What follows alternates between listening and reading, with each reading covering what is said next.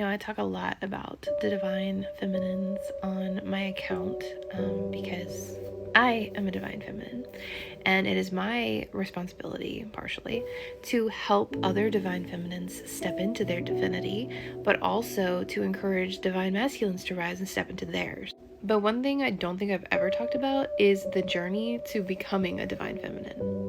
You hear a lot about what a divine feminine deserves and how a masculine should come at a divine feminine, come correct, but they're described as these little pillow princesses who want this star treatment.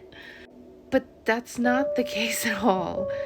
Divine feminines are warriors. We have been through it from the time we were children until now. We've walked through more fires than we can describe, being refined down to the nth degree so that we come out completely pure and almost perfect. Divine feminines don't get the divinity title easily. It is a long, arduous journey where we basically have to put to death all of our shadows. We have to completely reparent our inner child, our inner teenager, give ourselves a voice. We have to burn away everything that doesn't make us divine. We have to say no to our habits and our desires and our wishes.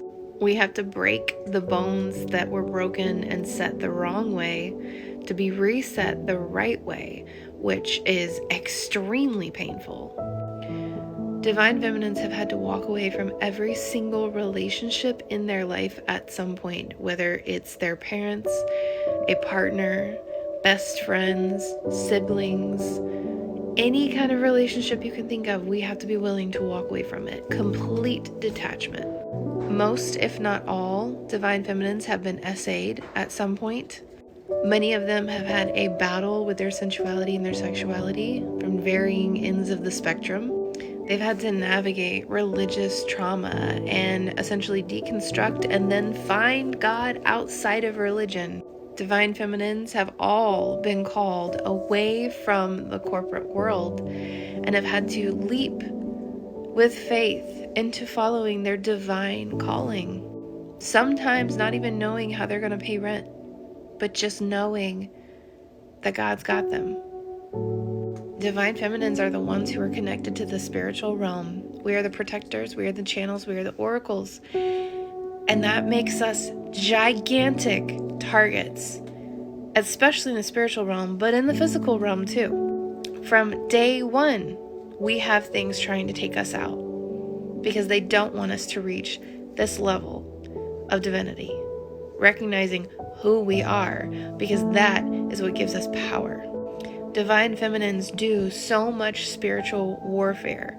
We are warriors, doing things that most humans will never know about, never comprehend. We fight battles for the people that we feel pulled to spiritually. Even if we barely know them, we go to war for these people because we're told to. That is what a true divine feminine is. A divine feminine doesn't just mean that she knows how to move her body or she's good in bed. It shouldn't be all focused on her sexy curves or her goddess energy, though she has both. A divine feminine has been to hell and back and come out stronger. She slayed her demons while she was down there, and she's come back to heaven to rule on her throne, with or without her divine masculine. So when you come across a divine feminine in the flesh, and there's no mistaking it because of her magnetic aura, because of her warrior heart, or because nothing sent to destroy her ever succeeds, then you need to give her the reverence and respect she deserves. The divine feminine is not a title that she wears. It is a trophy that she earned through her blood, sweat, and tears.